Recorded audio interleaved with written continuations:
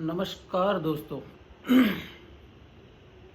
આજે ફરી એક વખત અધ્યાત્મની બહુ સુંદર મજાની વાત લઈ અને મિત્રો આપ સર્વે સાથે ઉપસ્થિત થવા જઈ રહ્યો છું. મિત્રો, આજના વિડીયોમાં મારે ખાસ જે કહેવાનું છે એમાં કે ભજન ગાવું અને ભજન કરવું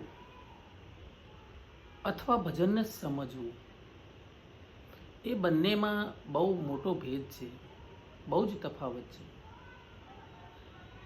ગાવા માટે મિત્રો ક્યાં તો તમે કલાકાર હોઈ શકો છો, સારા ગાયક હોઈ શકો છો તમે, અથવા તમને ગાવાનો શોખ હોય, એ મનોરંજન અથવા આપણા આત્માની શાંતિ માટે, આત્મિક શાંતિ માટે પણ ગઈ શકાય. પણ ભજન કરવું અથવા ભજનને સમજવું એ કંઈક જુદી વસ્તુ છે મિત્રો. આપણે જાણીએ છીએ કે આપણા ગુજરાતી ભજનો ખાસ કરીને ઘણા બધા પુષ્કળ ભજનો એવા છે મિત્રો કે એ ભજનોને ખરેખર જો આપણે સમજીએ ને તો હું માનું છું ત્યાં સુધીમાં તમારે લાઇબ્રેરીમાં અધ્યાત્મનું કોઈ પુસ્તક ના વાંચો તો પણ ચાલી શકે.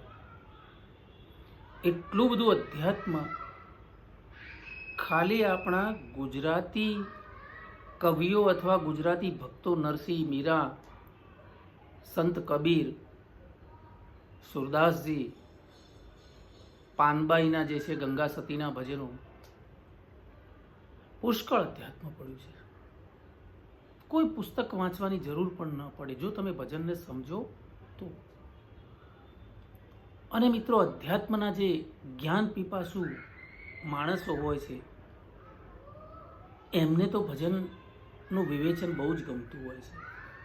અને મિત્રો, સાચું કહું છું, ભજન સમજ્યા વગર ગાવું અથવા ભજન કરવું એ પણ ખોટી વાત છે. જો તમે જ્ઞાન પીપાસુ છો તો ભજનને સમજ્યા વિના ગાવાની મજા ના આવે. એટલે આજે તમારા માટે ગંગા સતીનું એક ભજન, વીજળીના ચમકારે મોતીડા પરવો. જો મિત્રો, કેટલી સરસ અને સરળ ભાષામાં લખાયેલું આ ભજન. કારણ કે આપણે જાણીએ છીએ કે પાનબાઈ, મને લાગે છે ત્યાં સુધી 1846માં એમનો જન્મ અને 1894માં એમનો દેહાંત. એ પોતે દેવ થઈ ગયા બહુ નાની ઉંમરે. ભાવનગર જિલ્લાના